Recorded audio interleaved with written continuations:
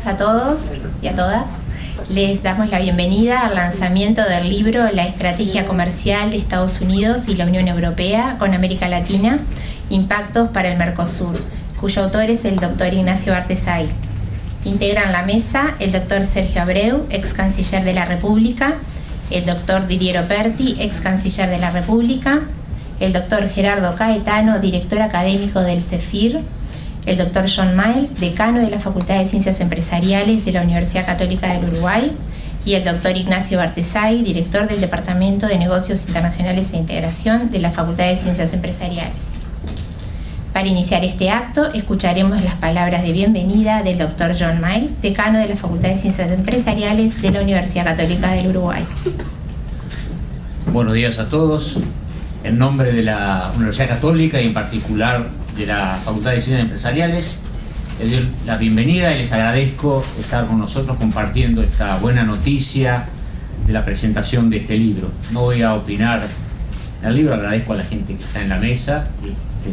No voy a opinar del libro porque tenemos gente que va a opinar mucho mejor, pero sí lo que quiero decir es que desde la facultad y la universidad estamos muy contentos por esta producción, porque justamente va en línea de lo que estamos buscando en la universidad y en la facultad, que nuestro cuerpo docente investigue, publique y las publicaciones tengan un impacto real en la sociedad y un impacto real en las discusiones que se están haciendo en la sociedad. En este momento el doctor Ignacio Bartesay, director del Departamento de Negocios Internacionales de la facultad, publica esto como resultado de su tesis doctoral y en un tema que sin duda está en la agenda de la política de la sociedad y en la agenda de nuestra facultad en cuanto a estudio y en cuanto a reflexión. Así que sin más, les vuelvo a dar la bienvenida y dejo a la gente que opine sobre ello. Gracias. Agradecemos las palabras del doctor John Miles y es el turno de invitar ahora al doctor Sergio Abreu, ex canciller de la República.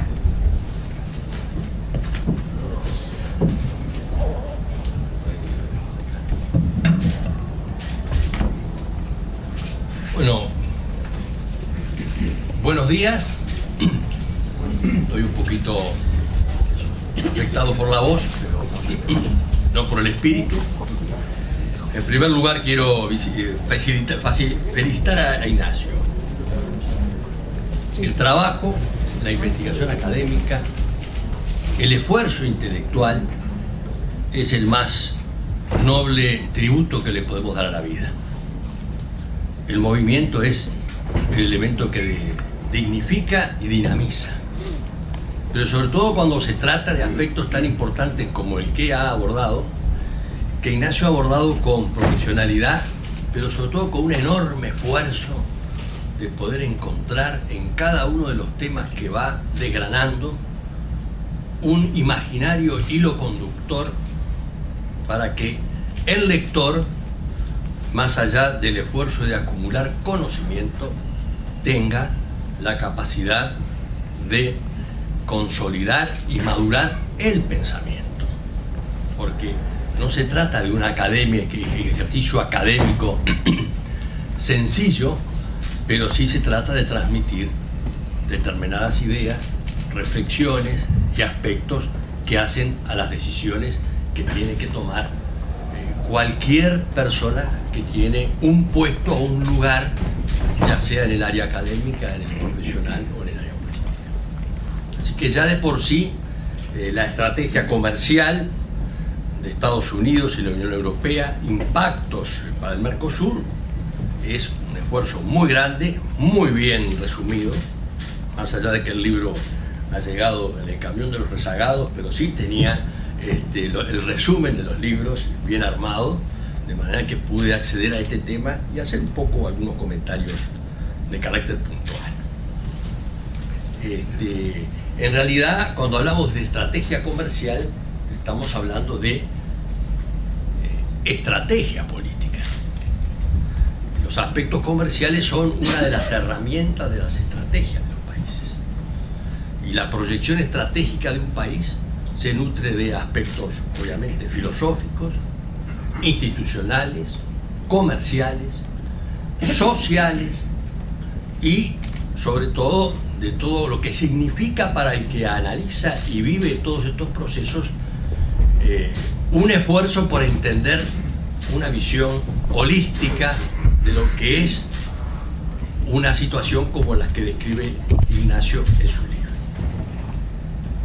Sobre todo en el día de hoy, en estos días, porque cuando hable de la estrategia comercial de Estados Unidos, de Europa y los impactos sobre el Mercosur, hoy estamos hablando sobre la globalización, el mundo que vivimos, y temas tan puntuales como puede ser la unión aduanera, su concepto institucional, su concepto puramente académico, que está mirado y tamizado a través de la realidad. Todo pasa a través de la realidad, y la teoría tiene que enfrentarse a lo que son las modificaciones que la realidad efectúa, política, sobre lo que uno puede contribuir, lo que uno puede asumir y adaptar, y lo que un país como los nuestros debe, sobre todo, administrar para defender el interés nacional. Yo vuelvo a repetir alguna frase que ustedes saben, y esto no es una expresión de nacionalismo xenofóbico, sino simplemente de egoísmo nacional. Los intereses son permanentes y los amigos son efímeros. Y el interés nacional es un interés que no va contra los demás, sino que simplemente no necesariamente se complementa con el interés de quienes nos acompañan en una ruta, en un proceso como el de la integración, donde cada uno tiene que entregar algo de sí, más bien va del brazo con los otros compañeros, con el riesgo de que los más pequeños puedan perder su brazo. Bueno, y esta es la vida política, la vida de las historias de las relaciones internacionales. Entonces, esta practicidad y este pragmatismo con que Ignacio enfoca este tema nos hace reflexionar sobre esto, porque no vamos a tener la rara emoción y un romanticismo absolutamente superado de pensar de que somos capaces de acumular por sublema en términos de intereses colectivos. Nos defendemos y trabajamos en conjunto, pero cada uno en la defensa de su interés nacional, pero no simplemente tratando de que la teoría pueda sustituir una realidad muy dura y voluntaria. Más ahora, fíjense, este mundo internacional, cada vez que se nos plantean estos temas, Ignacio, uno lee el libro hace 10 días, una semana, el resumen, y las cosas cambian. Y los temas se van modificando. Y las posiciones de un líder o de otro líder o de un país se pronuncian. Y tenemos un secretario general de la OEA que ahora se lo acusa de traidor, de un hombre que le ha dado las espaldas al imperio y que lo único que ha hecho es ser el instrumento de la traición de un país respecto del sentido panamericano. Digo esto en sentido objetivo, porque del otro lado viene lo mismo. En todos lados donde la hemiplegia moral prevalece, quedan en el camino los principios y la forma más importante, que es la de defender el derecho, que es el gran escudo de todos, pero en principal de los países débiles. Los derechos y el derecho internacional es para los países pequeños como los derechos humanos para las personas. No nos torturan, pero nos hacen un submarino legal, o por lo menos un incumplimiento de frontera que ya es bastante para que podamos tener nuestras dificultades. Y digo esto, discúlpenme la terapia, me avisen cuando tengo que, porque uno, yo sé que acá van a hablar todos y yo, al revés del ex canciller Oscarti, estoy en una etapa de mi vida donde estoy más cerca de lo políticamente incorrecto. Pero es generalmente lo que me permite, entre otras cosas, es dormir tranquilamente correcto. No, por supuesto. De mañana le digo a mis hijos, generalmente, pues vas en los países, hay que levantarse y descubrir dónde está la espada. Y de noche, cuando se llega, hay que saber dónde está la almohada. Pero no confundir, ni dormir de día, ni pelear de noche. Bueno, y esto es un poco...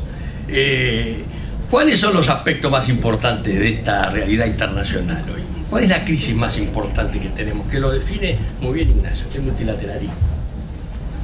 el acceso al mercado y el trato nacional hoy son los pilares de todas las negociaciones. La realidad es que existe un nuevo sistema legal de producción que implica la fragmentación de los procesos de producción, que implica los procesos y una relocalización global en distintas regiones o de países para sacar ventajas de los caracteres de cada eslabón de una cadena productiva. Los servicios de transporte, telecomunicaciones, comercio electrónico, energía, agua, educación, salud, movimiento temporal de personas, financieros, seguros, impulsan esta negociación para consolidar acceso a los mercados y al trato nacional. Durante muchos años, las rondas del GATT estaban centrados en los bienes, en la reducción de los aranceles con el principio de la cláusula de la nación más favorecida, para ir creando las condiciones de apertura y una mayor competitividad. Tuve el honor de presidir la última ronda Uruguay del GATT, aún tengo el martillo en mi casa, creo que pocas cosas son las que quedan, por lo menos un martillo más visible, pero a partir de allí el multilateralismo ha entrado en crisis. La ronda Doha se ha paralizado, y entre otras cosas es porque ha aumentado el número de miembros. Antes no estaba la China ni estaba Rusia, ahora tenemos cerca de 160 miembros y una compleja agenda que transmite una enorme dificultad para ir negociando los temas modernos a nivel multilateral. ¿Y cuál ha sido la redirección del tema? Lo plantea muy bien Ignacio. Todo esto, todos los aspectos que él mira, están vinculados a las salidas laterales de los acuerdos regionales, que son una forma de escaparse a la parálisis del multilateralismo. Y a partir de Marrakech, sin terminar ni siquiera empezar o profundizar el tema de la ronda Doha, llevamos 262 acuerdos de integración firmados y 155 en negociación.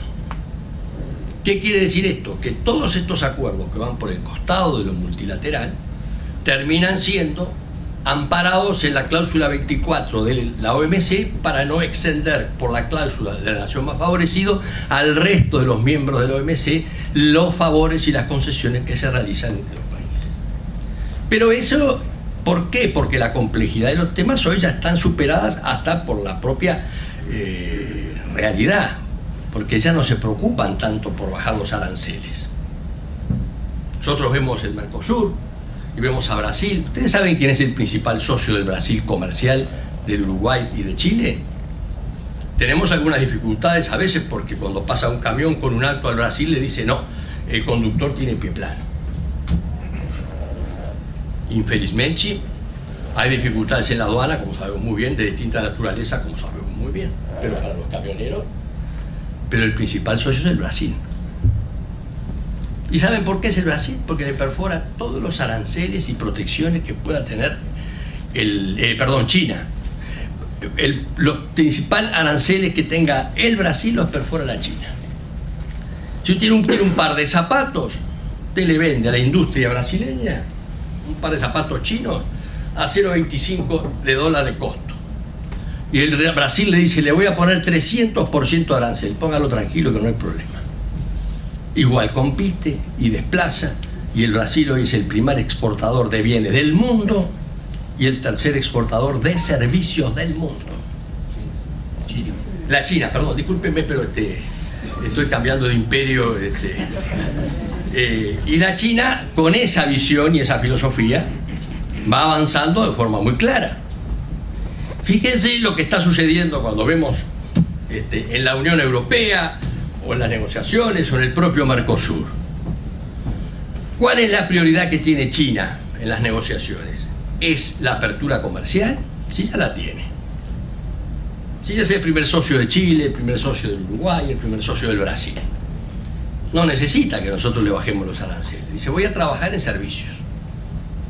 ¿Y dónde están los servicios? En las infraestructuras y en todo lo que es el Banco Asiático, que empezó con $40.000 millones, que hoy tiene $100.000 millones, y que está sustituyendo en muchos aspectos a lo que era la vieja trilogía, por uno de ellos, del acuerdo de Bretton Woods, entre otras cosas del Banco Mundial. Y cuando uno mira eso, dice, bueno, y estamos discutiendo el TISA. ¿Ustedes saben quién está en el TISA? Y no es porque se distrajo la China no está. Pero está Taiwán y Hong Kong. ¿Y acaso será que los chinos se distrajeron? No. Dejemos que trabajen porque, entre otras cosas, la Unión Europea es el elemento importante en estos países que están trabajando este acuerdo de servicios, que es precisamente el reflejo de las cadenas de producción con los valores y la prestación de servicios de la nueva tecnología, y entonces ahí estamos todos por el costado. ¿Qué le pasó al Mercosur? Siendo Unión Aduanera, no vamos a entrar en esto porque la verdad es que tendríamos que terminar en el psiquiatra todos. Ni que hablar del tema de Venezuela, ¿no? Porque entonces estamos entre el delirio tropical, la hipocresía brasileña, la esquizofrenia argentina y nuestro enorme sentido de la falta de ubicarse en la realidad cuando tenemos que ser cabeza para defender la defensa jurídica y los principios que son parte de la moneda moral de lo que son los aspectos de integración. Pero el Mercosur ni es unión aduanera, ni es zona de libre comercio, y menos aún puede negociar en bloque. Negoció en bloque con México, autorizado obviamente por el Mercosur, cosa que debería hacerse porque está de la mano del concepto de flexibilidad, como Ignacio lo plantea muy bien. No vamos a romper el Mercosur, pero si yo voy a negociar en bloque mis aspectos comerciales o mis temas más sensibles, me van a pasar la cuenta por lo que pueda hacer el acceso al mercado brasileño y no lo que pueda hacer por el acceso al mercado uruguayo. Y sin romper eso, la flexibilidad indica que podamos ir por un camino como en México, donde podamos trabajar en conjunto. Pero todos estos acuerdos comerciales, de estos 262 y de estos 155, el Mercosur no ha cerrado uno que haya valido la pena. Y entonces uno dice, ¿no estaremos fuera del mundo? ¿No estaremos que Brasil siendo socio de China y nosotros socios de China, los primeros socios, estamos simplemente esperando a ver qué le pasa al señor Dirceu o al señor Marco Aurelio García? El número uno de los entrometedores del principio de no intervención, de los que violan el derecho de la no intervención, que es una de las patrimonios más importantes del Barón de Río Branco, que se los ha dejado para que lo arrastren por el camino, pensando que las ideologías pueden más que la realidad. Que a la hora de tener que exportar nuestras fábricas de automóviles y todo lo demás, le dicen, no, usted no entra. Porque como me dijo un día un canciller de Brasil, la cola no mueve al perro. Pero ustedes tienen un lugar preestablecido. Nosotros somos la industria, Argentina la agricultura y la minería, Paraguay la energía y ustedes ganado y turismo. Pero eso no me lo dijeron en términos, diríamos, enojados, simplemente una terapia de sinceramiento mutuo. Esto no es una queja, es un descriptor, porque después de aparecer con el tema del enano llorón. No, esto es el reflejo de un esfuerzo intelectual muy importante, que describe con mucha minuciosidad todos los aspectos que están vinculados a la Unión Aduanera, al Mercosur, a su relacionamiento, a la Unión Europea, a todo lo que está pasando en la Unión Europea. En pocos días se estamos viendo, a ver, algunos interpretan que a Grecia le están aplicando la filosofía del Cuarto Reich, otros dicen que no, y que Europa está mirando las cosas desde otro punto de vista, y que Rusia además está mirando a ver de qué manera puede defenderse en materia de Crimea, y sobre todo cuál es la posición geopolítica de los griegos en áreas donde son absolutamente sensibles. Los Estados Unidos, que han lanzado el TPP o el Trans-Pacific, que no quieren que entren los chinos, pero los chinos entran por otro lado. En el TISA, que se realizan, como digo yo, otros estados y son parte también de una estrategia indirecta que se va realizando. Digo esto porque este libro nos va a hacer pensar.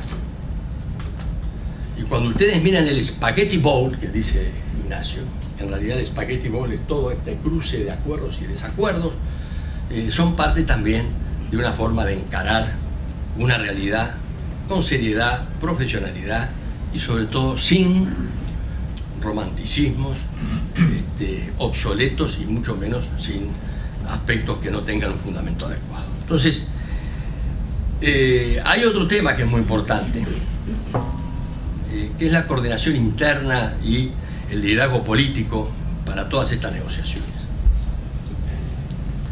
La política comercial tiene una enorme complejidad. Necesita unidad de mando, respaldo político, realismo, una buena coordinación interna y la participación de todos los interlocutores que podamos tener y que emiten sus opiniones, pero que no condicionen los sectores o los aspectos sectoriales del país la proyección y profundización del interés nacional. Digo todo esto, que no es precisamente quizá lo que ustedes esperaban en el sentido académico, pero es lo que yo siento, no para agredir, sino para defenderme.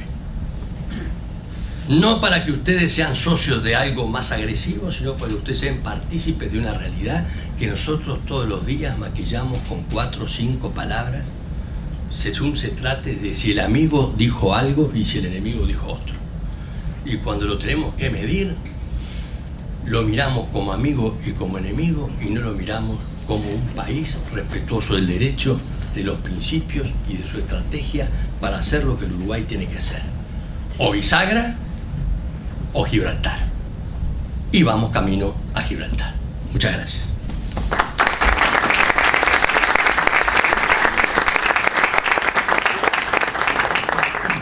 Damos gracias al doctor Sergio Abreu y vamos a escuchar a continuación las palabras del doctor Didier Operti, ex canciller de la República. Muy buenos días a todos.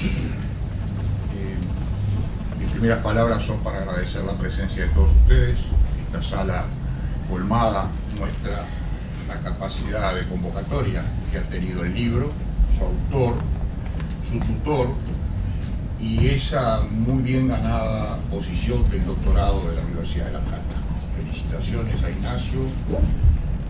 Con gente como Ignacio, joven, talentoso, trabajador, el país tiene sin duda un futuro que nos muestra realmente lo que es la imagen del Uruguay todavía y seguirá siéndolo seguramente por mucho tiempo. Estos últimos tiempos son tiempos de publicaciones de libros.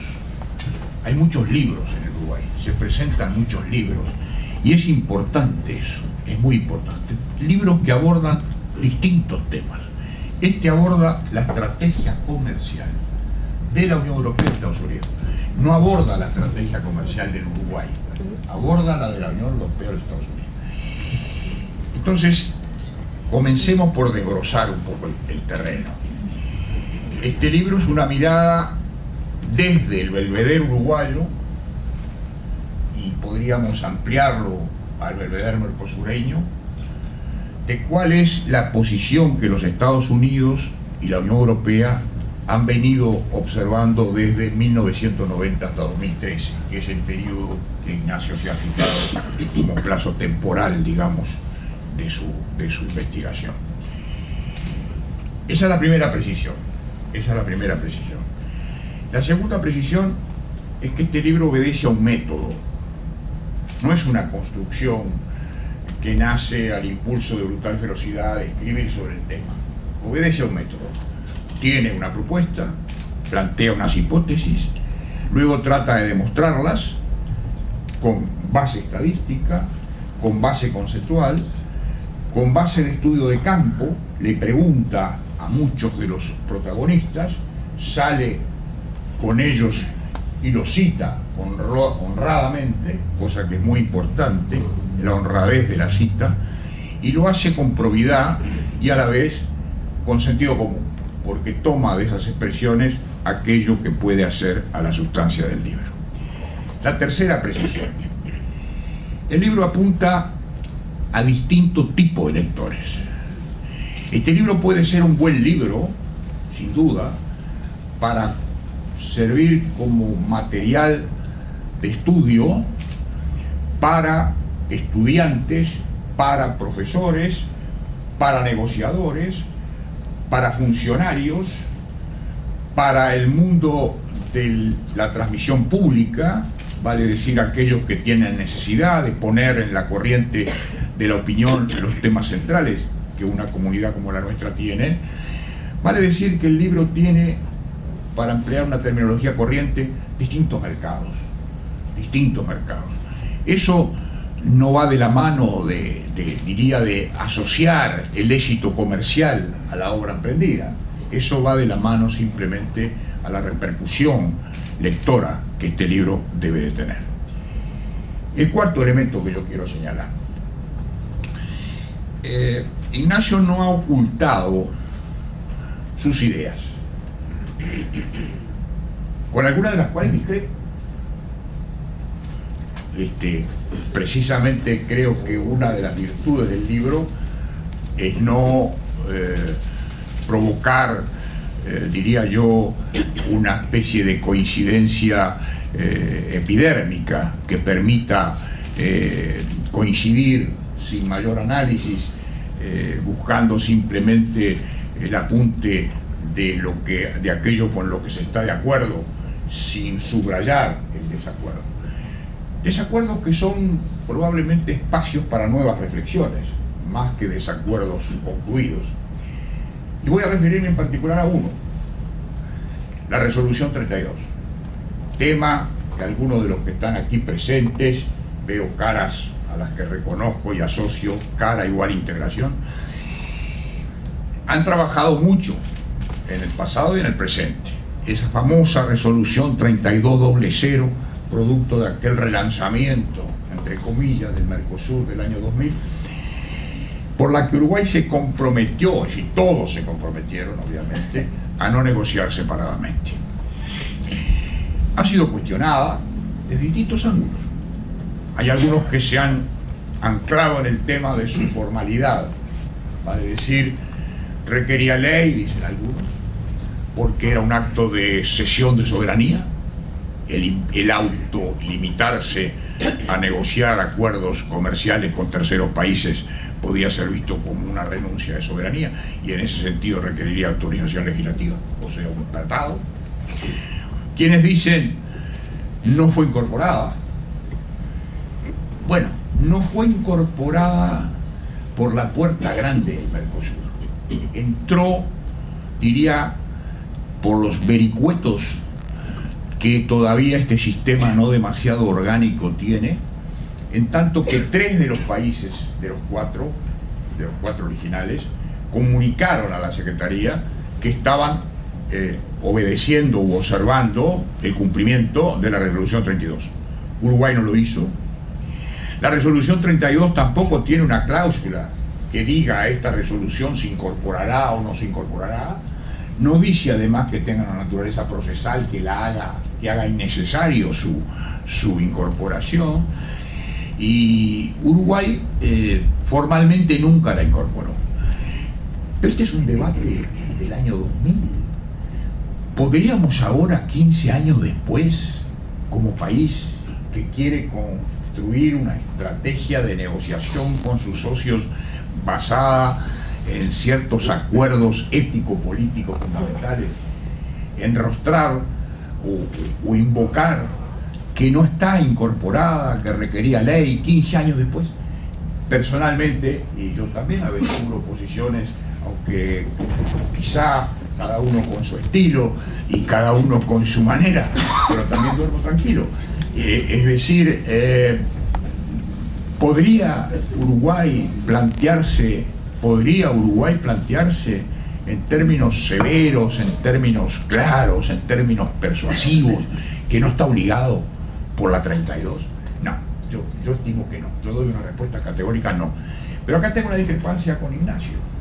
Ignacio dice que es un quiebre. Lo dice, la palabra la emplea 2 veces. 2 veces. Pero no voy a ir a la cita exacta. 2 veces. Emplea la palabra quiebre, que es un quiebre de el compromiso de negociación conjunta, el acuerdo con México. Lo dice y lo reitera, y yo creo que no. Yo creo que no es un quiebre. Fue la excepción, fue la autorización, fue el traje de medida para un país que, teniendo un acuerdo de comercio muy amplio anterior, ofrecía del universo arancelario una extensión tal que hacía viable y facilitaba la formulación de ese Tratado de Libre Comercio. No era lo mismo con Estados Unidos, las dificultades con Estados Unidos eran otras, y por eso no se puede, a mi juicio, y no lo hace Ignacio por supuesto, pero no se podría útilmente poner en el mismo nivel las dificultades de negociación con México que las dificultades de negociación con Estados Unidos. Estados Unidos planteó, y eso lo analiza muy bien Ignacio, una aproximación desde el 4+1, que éramos 4 países más 1, todavía no estaba Europreto, por lo tanto al no estar Europreto no tenía el Mercosur personería jurídica internacional.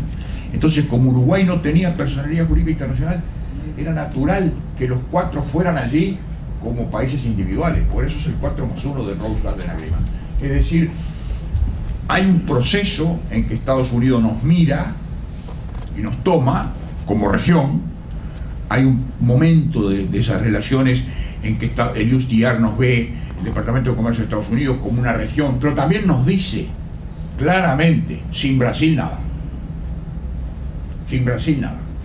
Nunca a Estados Unidos le pasó por la cabeza en aquel momento negociar acuerdos regionales con el Mercosur, acuerdos de 1+4 o 1+ Mercosur, sin Brasil.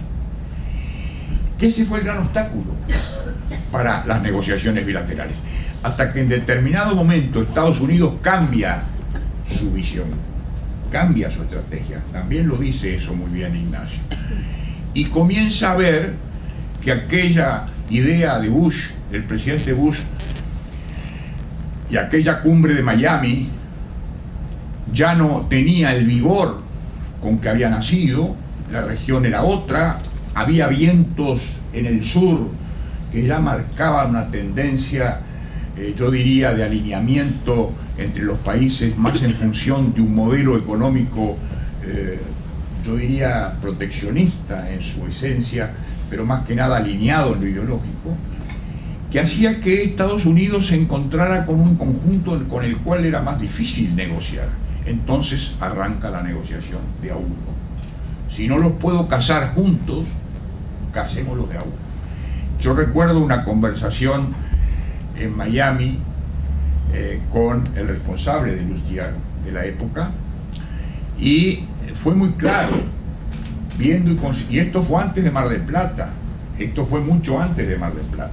En Mar del Plata fue la partida de función del ALCA, pero ya Estados Unidos ya en el 91, en el 94, cumbre de Miami 94, yo acompañé al presidente Lacalle en representación del presidente Sanguinetti, electo. Ya en ese momento Estados Unidos decía, señor Robert Selig, decía, no, nosotros nunca vamos a hacer un acuerdo, ni en este ámbito del ALCA, ni Estados Unidos vis-a-vis Mercosur, sin Brasil. Eso hizo que en algún momento nosotros dijéramos que no estaba en la pantalla. Yo también he dicho cosas rupturistas, que no estábamos en la pantalla de la negociación con Estados Unidos. Alguien nos había hecho creer que sí que estábamos en la pantalla, y no estábamos en la pantalla, pero sí lo estuvimos después, porque luego de Quebec se vio claro en esa cumbre, en la que también tuve la suerte de participar, que Estados Unidos estaba buscando de alguna manera aproximarse. Y ahí comenzó ese juego de espejos de ver cómo se prefiguraban las imágenes. Ya era un Mercosur que comenzaba a abrir espacios de concertación más ideológica que de política comercial, y Estados Unidos jugó su carta. La Unión Europea es distinto. La Unión Europea ella misma es un concierto de criterios y de familias político-jurídicas distintas y de posiciones filosóficas políticas distintas, no solo de idiomas. Es un conglomerado de estados que mantienen todavía el concepto de Estado-Nación, no aletargado, simplemente administrado por decisiones que toma la comunidad.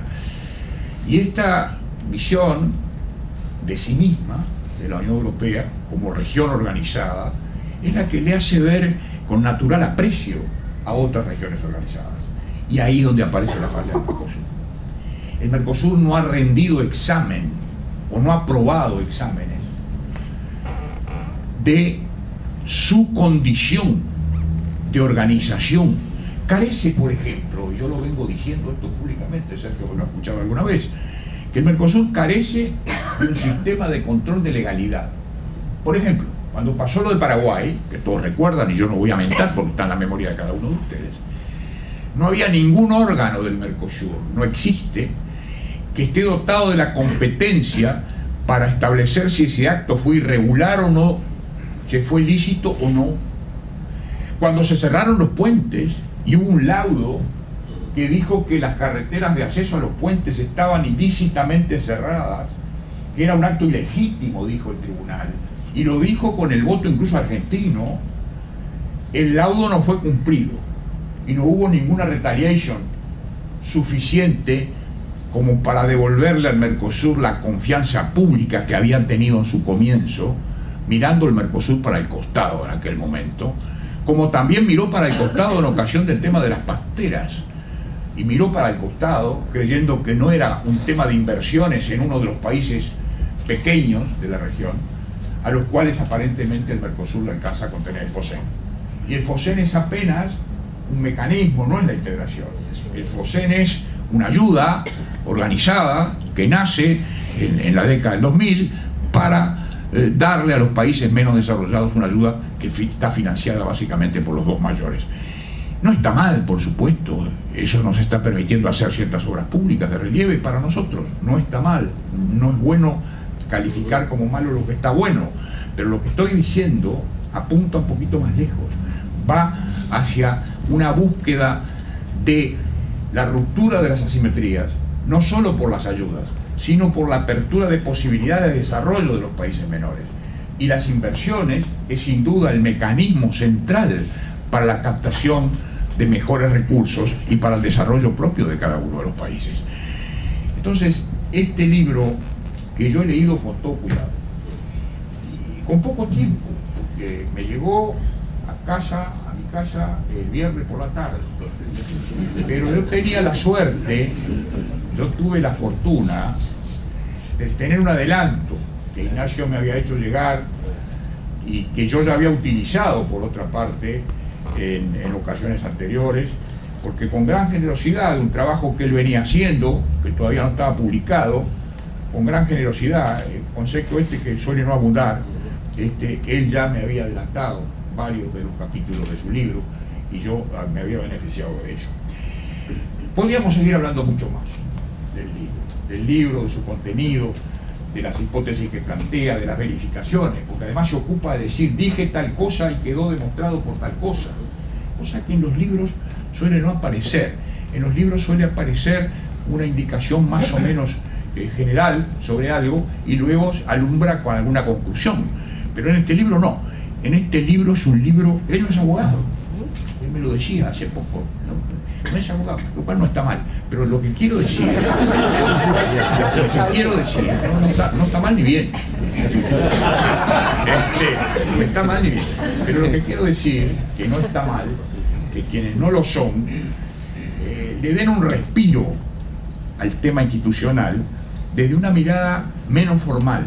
Y la prueba de ello es el poco espacio que le dedica a lo institucional. En un libro extenso como este, hay pocas páginas. Yo busqué acuciosamente al principio a ver qué dice, porque estoy haciendo un trabajo sobre la revisión institucional del Mercosur, que le consta a Sergio porque se va a publicar en el CURI, perdón.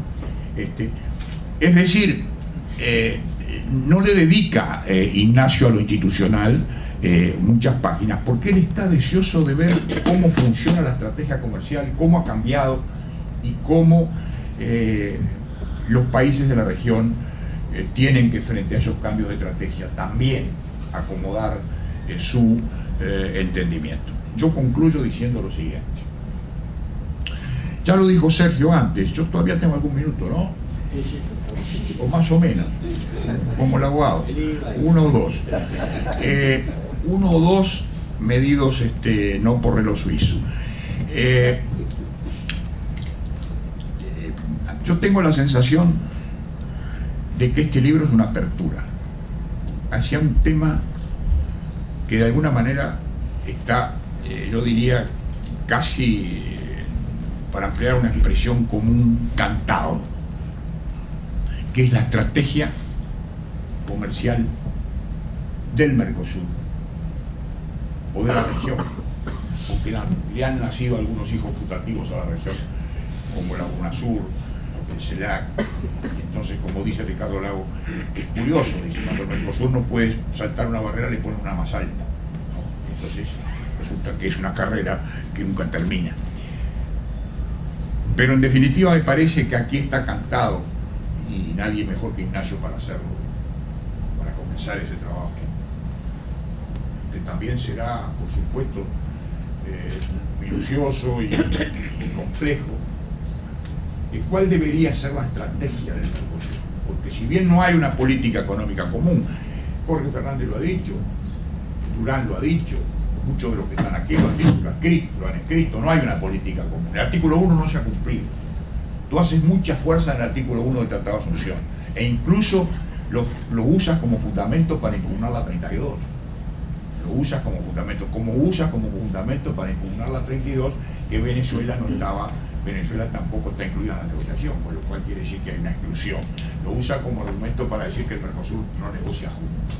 Él lo utiliza para eso. Lo de Venezuela es una travesura, porque esa es una cosa. En cambio, no es una travesura lo otro.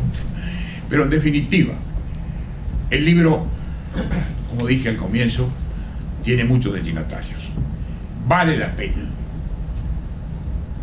Creo que nos introduce orgánicamente en un tema complejo, le ayuda a todos a mejor entenderlo, a mejor situarnos, a darnos esa dosis de realismo, de modestia intelectual que trae el realismo. El realismo trae consigo la dosis de medida, y este libro lo tiene. Muchas gracias.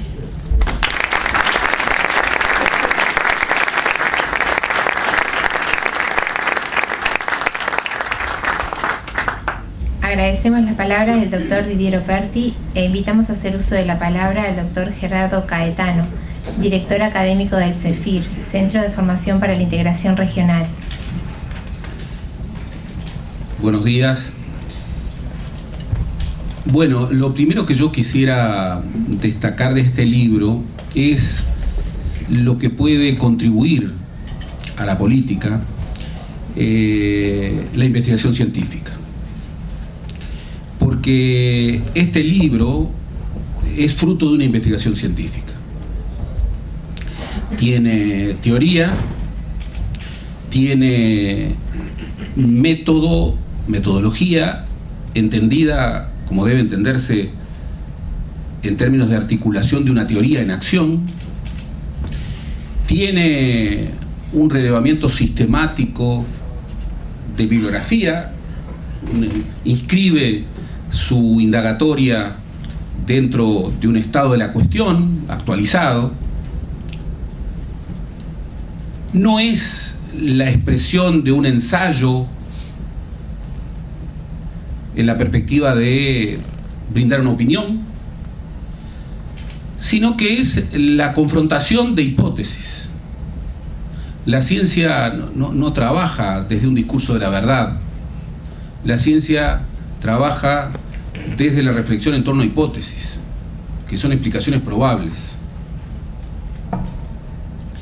En ese sentido, el libro, como toda buena investigación, tiene un asunto. No hay investigación sin asunto, sin problemática, sin disrupción respecto a una sabiduría convencional que pueda ser sometido a esa primera rendición de cuentas de un proyecto de investigación, que es aportar algo nuevo, no llover sobre lo mojado. Y allí, respecto a un tema que ya había sido transitado, que es esa suerte de triangulación en los movimientos entre el Mercosur, la Unión Europea y los Estados Unidos, una triangulación sistémica, él inscribe el viejo problema dentro de un objeto, de un foco sumamente relevante, que es advertir hasta qué punto el impacto de la resignificación, de los cambios profundos en las estrategias comerciales de los Estados Unidos y de la Unión Europea con América Latina han impactado muy fuertemente al Mercosur. Con lo que haya un primer avance que creo que es sustantivo, que es proponer la reflexión en torno al Mercosur desde el mundo, desde un contexto que vaya más allá del Mercosur.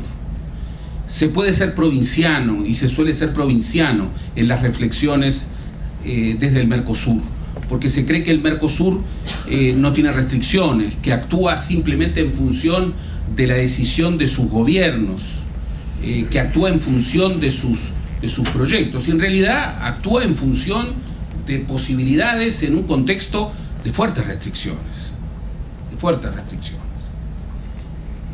Entonces, efectivamente, la investigación de Ignacio, que es una investigación de excelencia, que se sometió a una interlocución exigente, no solo en la Academia Nacional.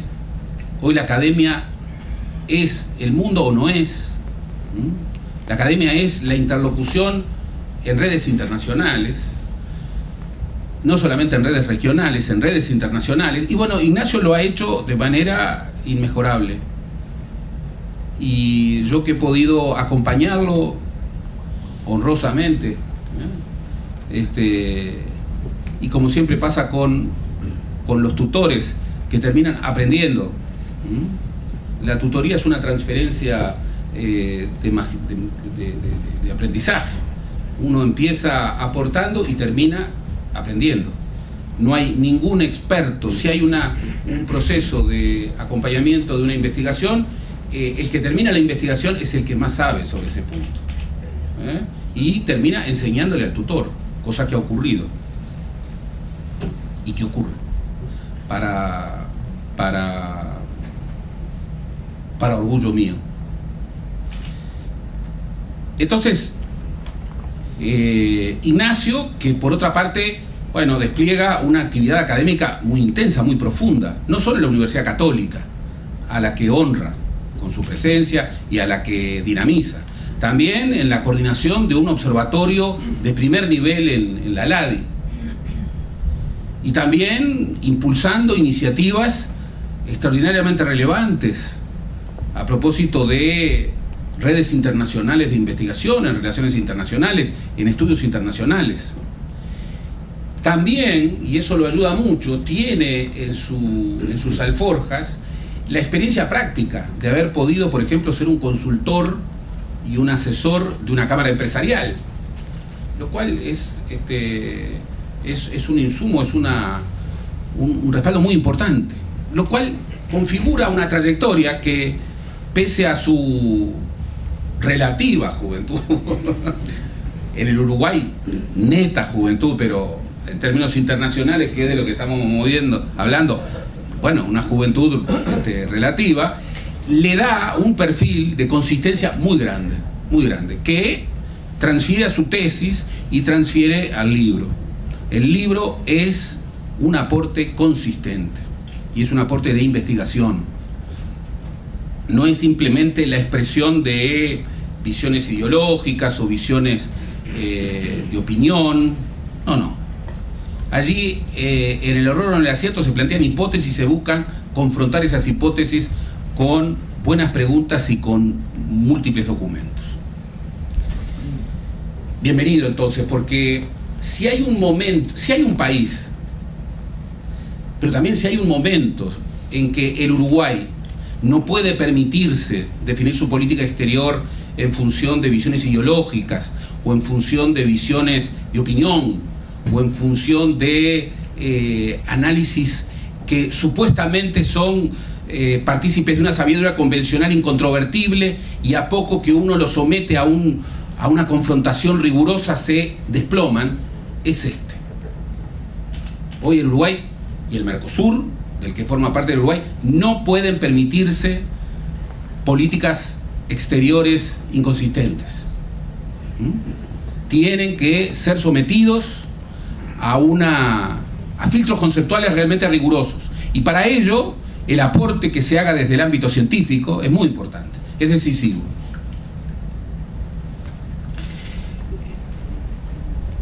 Esta investigación de Ignacio inscribe el problema dentro del contexto del mundo contemporáneo de los últimos 15, 20 años. Pero lo inscribe también dentro de una mirada más larga. Entonces, por un lado, analiza desde la teoría de la integración económica, bueno, los grandes debates teóricos, analiza, bueno, las distintas etapas de la integración económica, desde, bueno, la primera etapa de los grandes diseños, del GATT, o de la Comisión Económica Europea, luego la otra etapa de la globalización en términos de apertura y de la búsqueda de integraciones económico-comerciales como respuesta, de la cual formó parte el Mercosur, hasta esta última etapa en donde tenemos esta explosión exponencial de acuerdos bilaterales que de alguna manera se corresponde con una implosión del multilateralismo y también, en buena medida, de los acuerdos birregionales. Y prueba eso. Y también analiza lo que emerge como una nueva etapa, en donde, una vez más, cuando se discute comercio, se discute producción.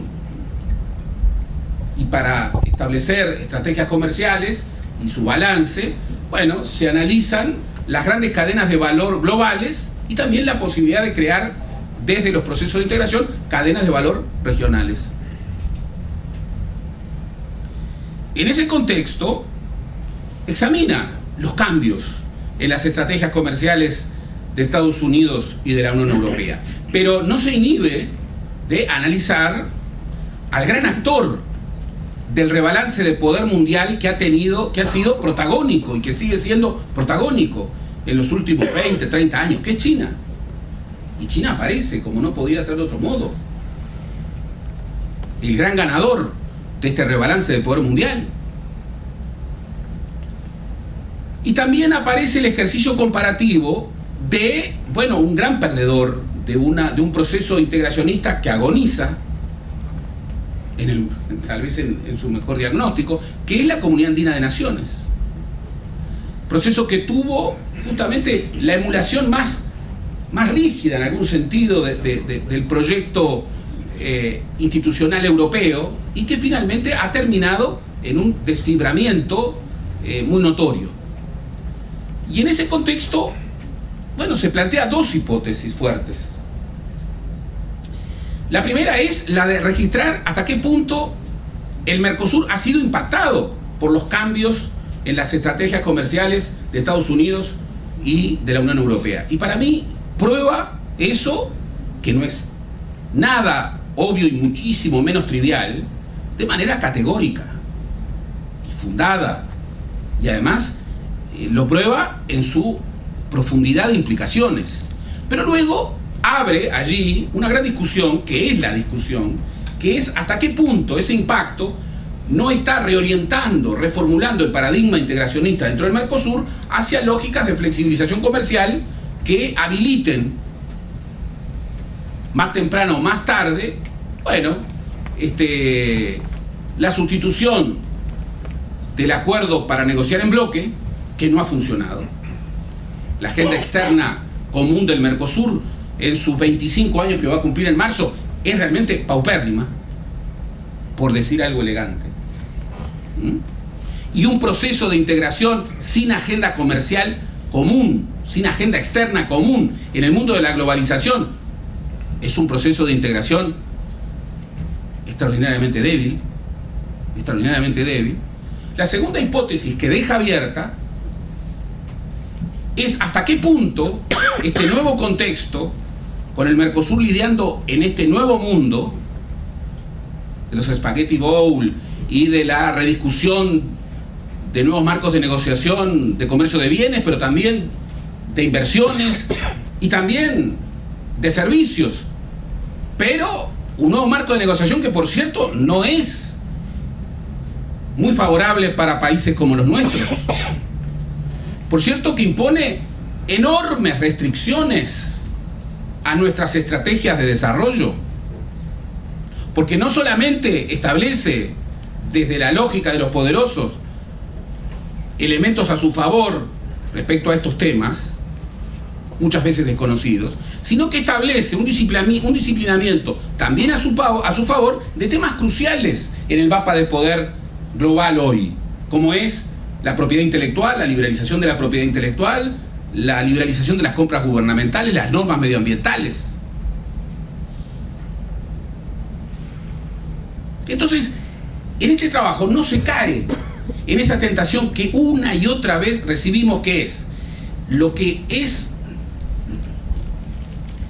de alguna manera incontestable, que es que el Mercosur requiere una reformulación, que el Mercosur en su statu quo no tiene viabilidad y que particularmente esto debe ser una exigencia para aquellos como yo que somos integracionistas, que seguimos teniendo la hipótesis del Tucho Metol respecto a que el mejor vínculo entre un Estado nacional como el Uruguay y el mundo de la globalización no es un vínculo bilateral directo, sino que requiere la intermediación de procesos de integración que el Tucho en su último libro llamó los estados continentales. Bien, sigo pensando eso, por eso mismo digo, este libro llega muy a tiempo, en un momento en donde el Mercosur está agobiado de retórica, el Mercosur no permite la permanencia de su statu quo, el Mercosur necesita una inflexión que le podremos llamar de múltiples formas: sinceramiento, realismo, fortalecimiento, pero requiere una inflexión de cambio y de cambio profundo, entre otras cosas para que no termine de perder eso que ya está perdiendo, que es algo fundamental de cualquier proceso de integración, que es legitimidad entre los ciudadanos. Desde esa perspectiva, en este libro no se cae en el atajo perezoso de inventar un mundo en donde el TPP y el acuerdo transatlántico son el futuro, y son un futuro venturoso, y todo marcha sobre rieles, porque eso no es así. Los convoco a que lean hoy lo que ayer se acordó, lo que ayer no acordaron en realidad los ministros que están debatiendo el acuerdo transpacífico. Los problemas lógicos, razonables, previsibles del acuerdo transpacífico. Los convoco a que lean los debates furiosos que se están dando en la negociación del acuerdo transatlántico. Los insto a que vean hasta qué punto lo que pasa en Grecia está planteando desafíos gigantescos a la teoría de la integración. Pero no solamente la teoría de la integración política, no, a la teoría de la integración económica, comercial, más clásica, monetaria. ¿Cuántas veces nosotros hablamos? En el Tratado de Asunción está la necesidad de que nuestros países fueran a una convergencia macroeconómica. En la cumbre de Asunción en el 2003, el entonces ministro de Economía Labaña llevó la propuesta de creación de un instituto monetario del Mercosur, que a través de una serpiente cambiaria llevaría a una convergencia. Dios nos libre. Y es bueno decirlo en esta casa. Tal vez no se escuche más. Dios nos libre y nos guarde.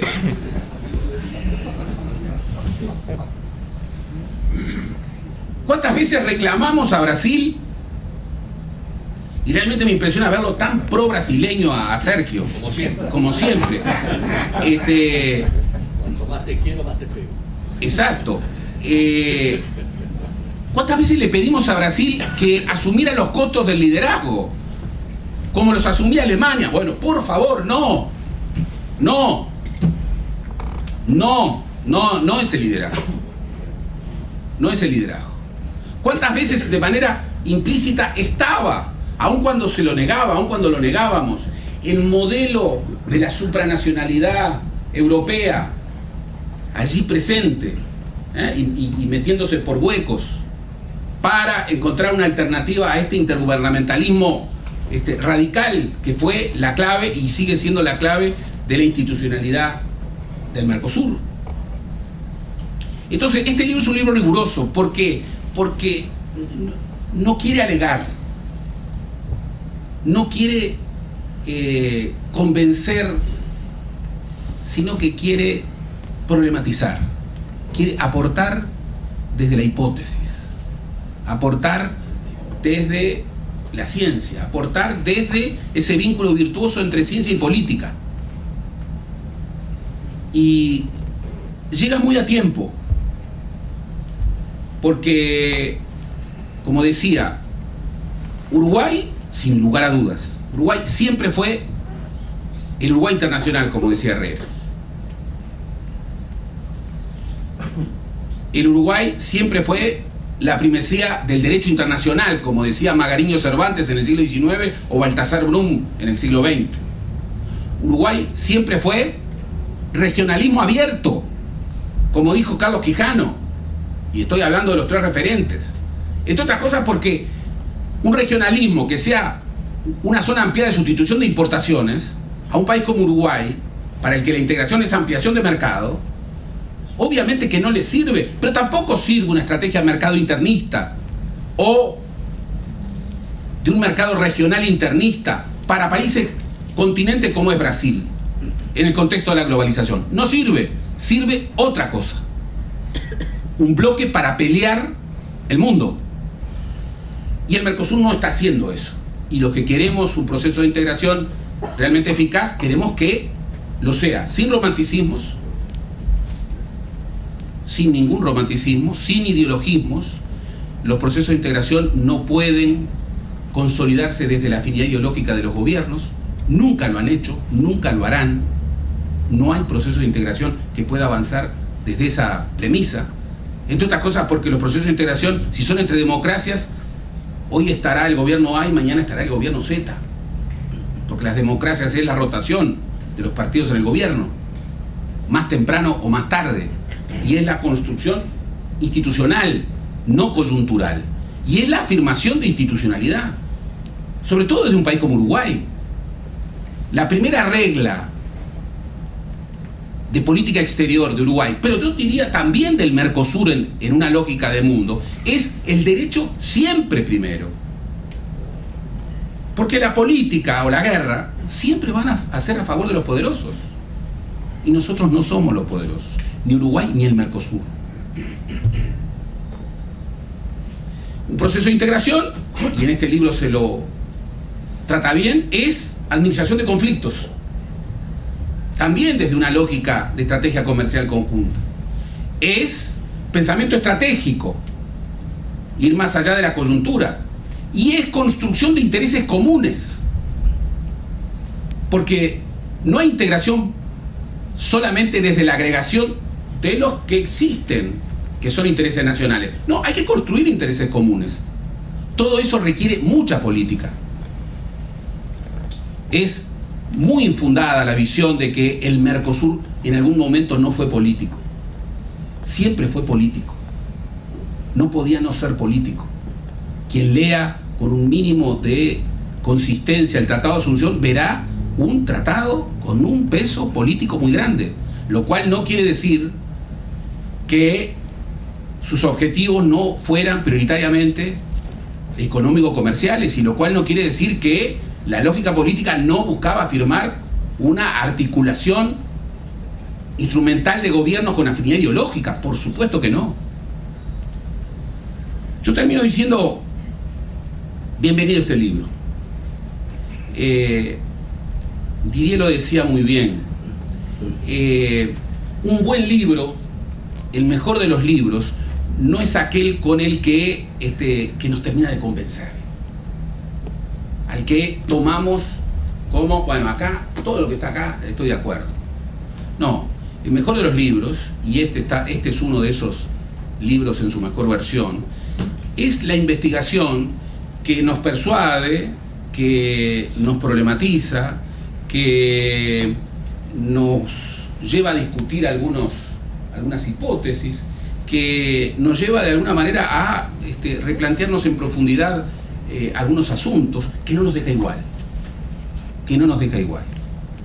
Este libro es un gran aporte de un científico mayor, como es Ignacio Bartesagui, alguien que honra a la comunidad científica uruguaya, comunidad científica que quiere justamente nutrir al sistema político para que las decisiones de la democracia uruguaya sean las más calificadas, pero además este libro, que ojalá tenga muchas lecturas y muy diversas, fue hecho para eso, sea leído con la suficiente inteligencia como para advertir, bueno, esto que es la mejor versión de este libro, que es el aporte desde las hipótesis, el aporte que un científico puede hacer a la adopción de políticas públicas. Muchas gracias.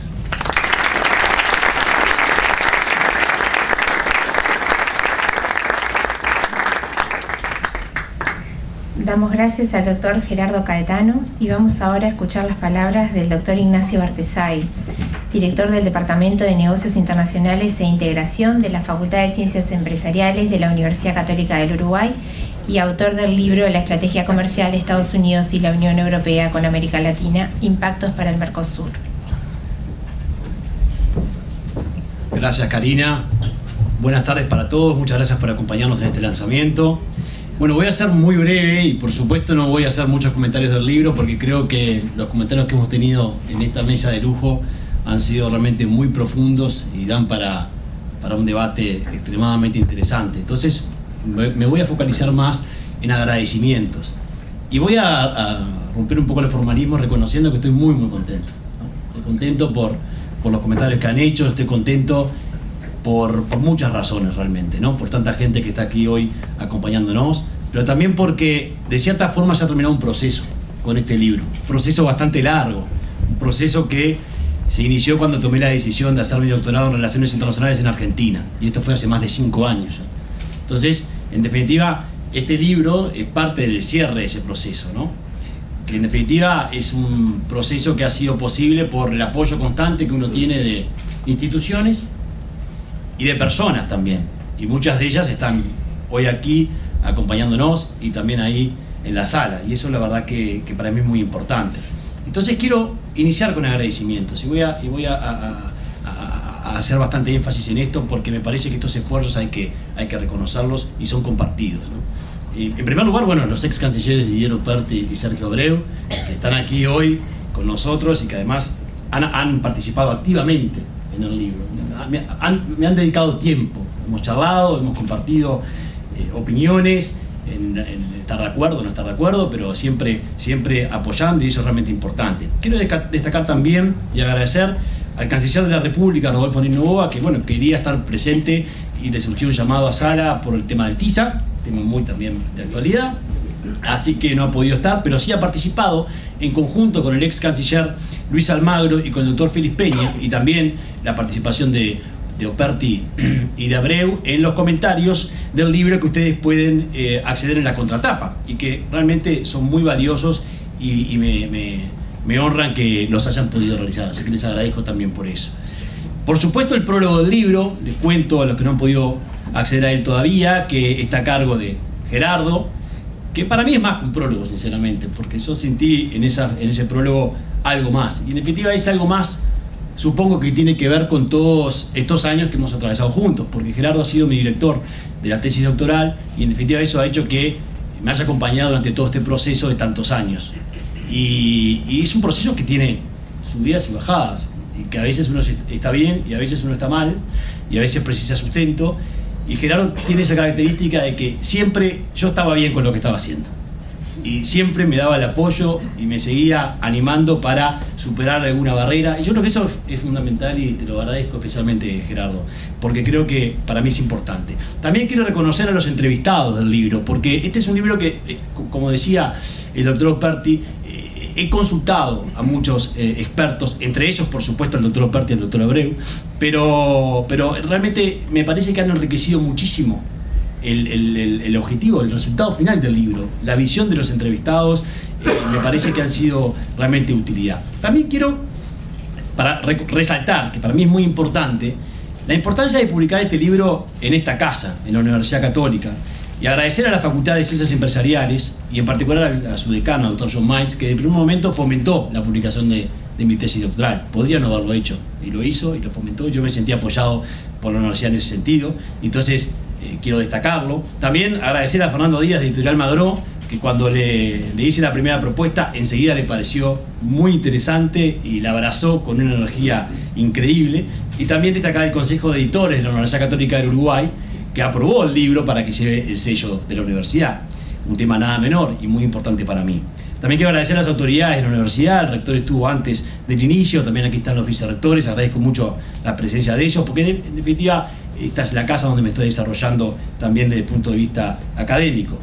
Quiero también resaltar al Instituto de Relaciones Internacionales de la Universidad Nacional de La Plata, y en particular al doctor Norberto Consani, porque me han abierto las puertas de esa institución y además ya soy parte y me siento muy contento por eso, ¿no? Bueno, también, por supuesto, aquí veo muchos colegas, docentes, directores, investigadores, alumnos, que también me han apoyado durante todo este tiempo. El equipo del Departamento de Negocios Internacionales e Integración, que es el ámbito donde día a día discutimos estos temas de integración. Y por supuesto destacar también a María Eugenia Pereira por la colaboración y especialmente por la paciencia, porque no es fácil este proceso de 4 o 5 años y el estrés que eso genera, ¿no? Quiero, por último, en agradecimientos, especialmente destacar la presencia de mi familia, amigos y ex compañeros de facultad, que pasan los años y siguen estando. Y esto es algo relativamente nuevo, porque no es mi primer libro, pero a veces los académicos somos bastante encerrados. Y a poco uno, debe ser tema de la edad, va envejeciendo y quiere compartir cada vez más los momentos. Y acá está mi madre, está mi tío, están mis hermanos, mis hermanas, mis sobrinos, muchos amigos y ex compañeros también de facultad. Y eso me parece que es importante resaltarlo, porque me da la sensación de que ellos comparten mucho la pasión que tengo por esta carrera, y quizás muchas veces sin entenderla, porque la academia y la pasión por la academia no siempre es fácil de entender, ¿no? Entonces, rescato especialmente eso. Respecto al libro, yo quiero decir 2 breves comentarios, pero uno que estoy muy contento de que me parece que el libro trata un tema relevante para el país. Y la sola presencia de esta mesa y además los comentarios que acaban de hacer me parece que confirman mi percepción. Y yo creo que para cualquier investigador, estudiar temas relevantes o hacerse preguntas relevantes es parte del pequeño aporte que podemos hacer. Entonces creo que eso es realmente importante para mí. Y advierto también de que estamos todos de acuerdo en que estamos en un contexto nuevo. Estamos en un nuevo contexto internacional que naturalmente está reconfigurando un sistema, o el sistema que imperó en los últimos 50 años.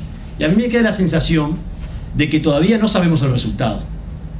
Entonces, por eso creo que en estas dinámicas, desde la academia, pero seguramente no solo, pero especialmente desde la academia, tenemos que hacer un esfuerzo por analizar la política comercial de los principales actores a nivel internacional. Me da la sensación de que eso es un aporte, porque en un momento de tanta transformación. En particular, el caso de la Unión Europea y de Estados Unidos y el impacto que eso puede tener en América Latina y en el Mercosur, porque a veces realmente estamos pensando en otros temas y no nos damos cuenta de lo que puede estar pasando. Les cuento que la investigación se realizó desde una perspectiva histórica, desde el año 91 en adelante con la firma del Tratado de Asunción, pero se focalizó en el presente y animó al futuro un poco, sin, por supuesto, pretender hacer ningún análisis prospectivo, que no era la idea, pero sí animar a pensar un poco en el futuro. Y a la vez, como también mencionaba Gerardo, se han incorporado otros actores que, entiendo, afectan el objeto de estudio. Y este es el caso de China. Me parece que estamos todos muy convencidos de que China ha transformado, y es parte de esta transformación y de estas nuevas dinámicas a nivel internacional, y ha transformado también la relación de América Latina entre sí, la relación del Mercosur entre sí, y la relación de estos actores con Estados Unidos y con la Unión Europea. Entonces, esta es parte de la red de impactos que el libro pretende analizar. Creo que también es muy interesante, y se habló aquí en la mesa, la relación entre Estados Unidos y la Unión Europea, porque estos dos actores están negociando un acuerdo comercial. Entonces queda la sensación de que si Estados Unidos y la Unión Europea se ponen de acuerdo en las disciplinas del comercio, ¿qué hace el resto? Entonces se está, en definitiva en este momento, estos dos actores están negociando las disciplinas que van a marcar el comercio para 20, 30 años para adelante. Y eso creo que lo observo con preocupación en el libro, como también ocurre con el Tratado Transpacífico que se comentó, liderado por Estados Unidos. Allí se está renegociando todas las disciplinas de comercio internacional, por supuesto, intereses de las grandes potencias. Y es un tema de producción, no es un tema solo de comercio. Entonces, ese me parece que es uno de los aspectos claves que hay que tener en cuenta, porque el impacto va a ser inédito en el sistema multilateral, pero no solo, también en Asia-Pacífico, también en América Latina y también en el Mercosur. El libro trata en un capítulo la relación entre Argentina y Brasil. ¿Por qué? Porque me parece que esta relación es muy importante y estratégica y a veces se nos olvida. Creo que hay que aprender más de Brasil, hay que aprender más de Argentina, pero no para enojarnos con lo que hacen mal, que ya lo sabemos, sino para intentar entender esta relación tan estratégica que ha logrado desarrollos en el Mercosur, pero también son responsables de los estancamientos del Mercosur. Entonces, me parece que es fundamental tener en cuenta qué está ocurriendo y cómo enfrentan estos dos actores los desafíos que nos muestra el nuevo escenario internacional.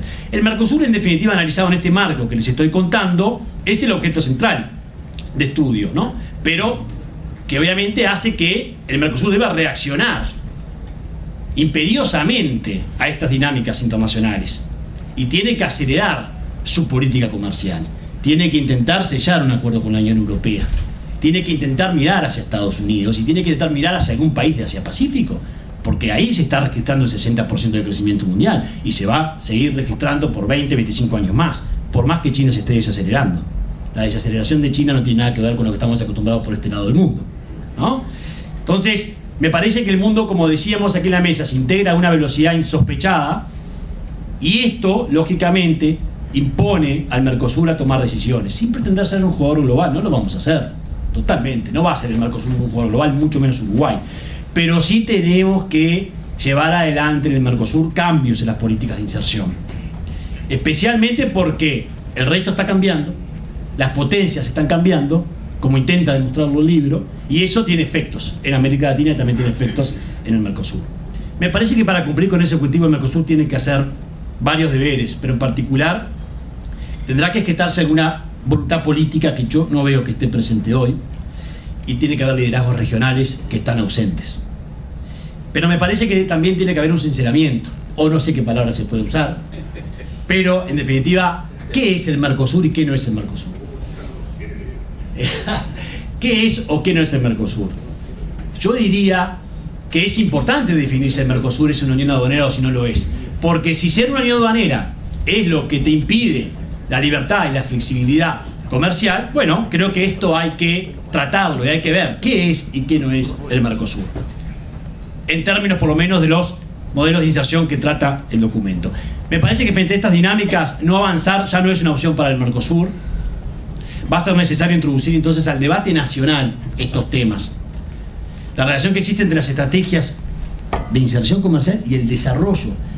Creo que muchas personas se sienten alejadas de estos temas y me queda la sensación de que hay una relación muy estrecha entre estas decisiones y el desarrollo económico del país para los próximos años. Entonces este tema debería estar en el debate nacional y de forma amplia, no solo en expertos, sino de forma amplia. El libro intentó por eso tener varios públicos y quizás se cumplió el objetivo por lo que decían los comentaristas, ¿no?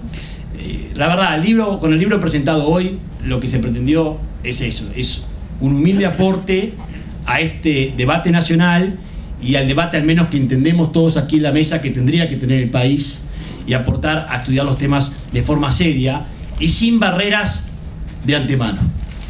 Queda la sensación de que decimos que no por si las dudas, y me parece que tenemos que investigar, tenemos que superar esas barreras culturales para entender que hay que tomar decisiones más allá de los prejuicios que podemos tener al principio. Una vez más, entonces, quiero agradecer a todos los integrantes de la mesa por los comentarios que han realizado y especialmente a todos ustedes por acompañarnos. Muchas gracias.